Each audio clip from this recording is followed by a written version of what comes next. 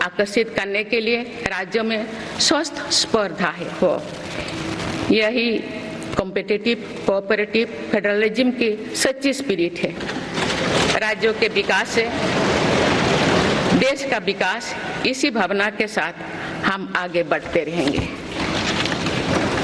माननीय सदस्यगण, reform, perform और transform के संकल्प ने आज भारत को दुनिया की सबसे तेजी से बढ़ने वाली अर्थव्यवस्था बना दिया है। 10 साल में भारत 11वें नंबर की अर्थव्यवस्था से ऊपर उठकर 5वें नंबर पर पहुंचा है।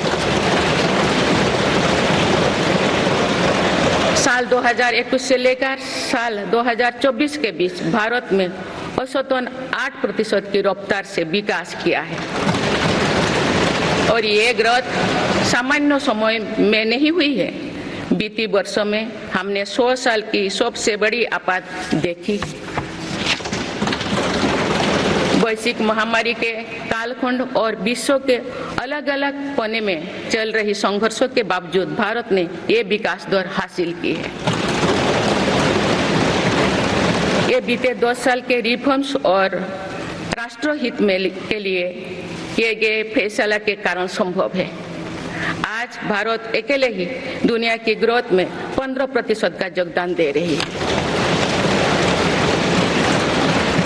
अब मेरी सरकार भारत को विश्व की 3रे नंबर की इकोनॉमी बनाने में जुटी हुई है।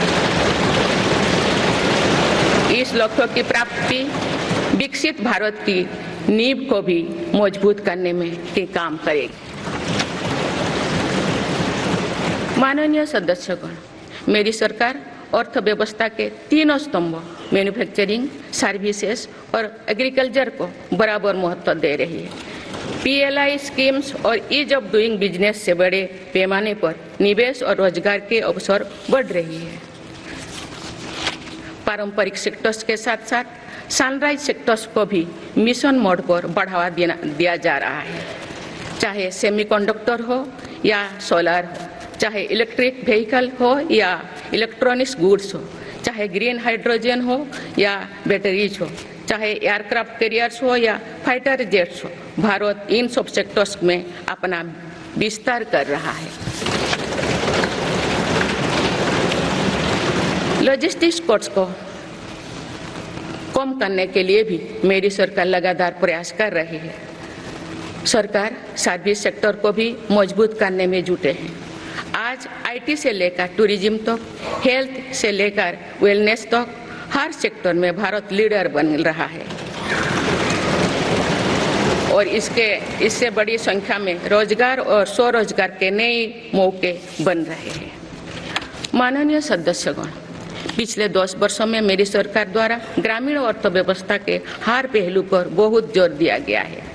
गांव में कृषि आधारित उद्योगों, डेयरी और फिशरीज आधारित उद्योगों का विस्तार किया जा रहा है। इसमें भी सहकारिता को प्राथमिकता दी गई है। सरकार किसानों उत्पाद संघ, FPO और FACTS जैसे सरकारी संगठनों का एक बड़ा नेटवर्क बना रही है।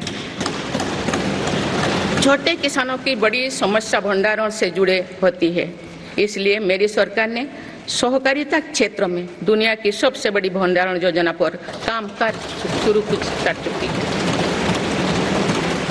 किसान अपने छोटे खर्चे पूरे करने के लिए